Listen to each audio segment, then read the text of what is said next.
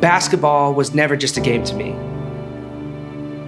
It was a way of life. It was an obsession, a never-ending battle to be the best. I remember having to take a boat to school growing up, living on this little Alaskan island with no roads or stores. Being told I was too small and not good enough to play ball, that it wasn't a realistic dream to make it out and succeed. But they didn't know how hard I was willing to work. They say nobody can do your push-ups for you. It's funny how the harder you work, the luckier you get. A best-selling book, interviews, my own basketball training DVD, TV shows, movies, commercials, traveling the world performing with celebrities and pro athletes, all from the simple act of dribbling a basketball. Oh my gosh, that's why he is the spiritual gangster, ladies and gentlemen. Welcome to Think Like a Star. Hi, I'm Jesse, actor, author, and speaker. And this right here is my bus. And I'm gonna be taking this thing all over the country and speaking to some of the most interesting people on the planet.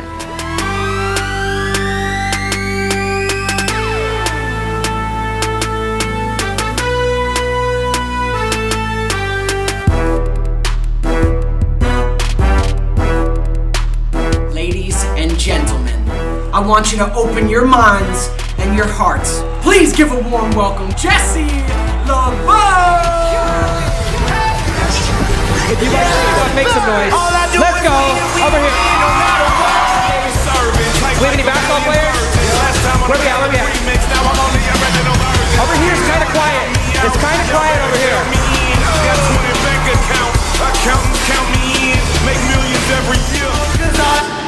I want to be a rapper so bad. It's embarrassing. He's not a rapper. You're not a rapper, bro. If you can hear me, clap once. If you can hear me, clap twice.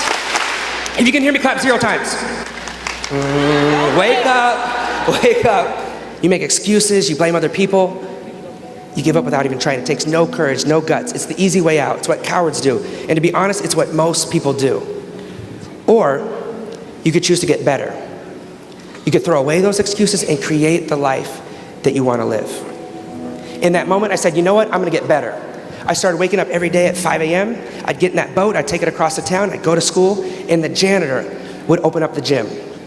I'd practice hour after hour after hour, working on my passing, my shooting, my defense, my dribbling, some of those tricks you guys saw earlier. Friday night would roll around, and while everyone else was out doing whatever it is they do on a Friday night in Ketchikan, Alaska, which I'm still not sure what it is, I was in the gym practicing. I knew if I wanted different results that I had to take a different action. And I'm telling you, honestly, so many people thought I was crazy. I was always carrying this basketball around, I'd dribble it in between classes, I'd have my dad drive our 1986 red and white Isuzu Trooper with a duct tape window, and I'd roll down the part of the window that did work. I'd practice dribbling while the car was moving. People thought I was nuts, but I realized at a young age, if I wasted all my time worrying about what everyone else thought about me, I'd never get what I wanted out of my life. There's a quote I love, and I hope you guys will take this away with you today. It goes like this. One man thought he could, one man thought he couldn't. They both were right. I'll say it one more time. One man thought he could, one man thought he couldn't. They both were right.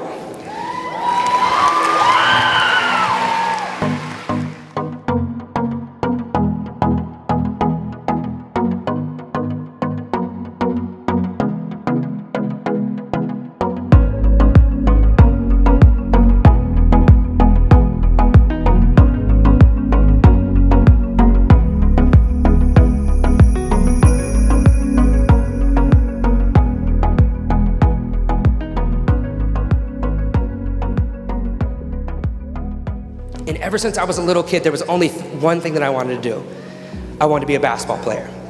I wanted to go to college, I wanted to get a scholarship, and I eventually wanted to get paid to play basketball. There was only one problem.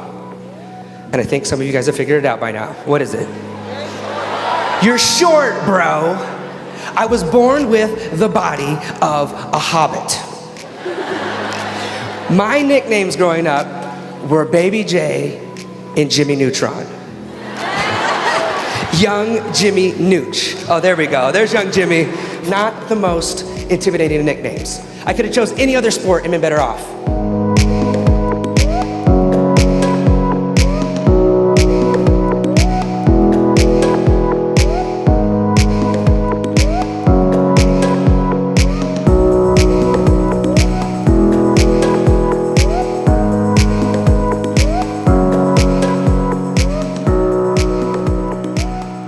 The day that I chose to become a basketball player was the day that I became an underdog, and I've been one every day since.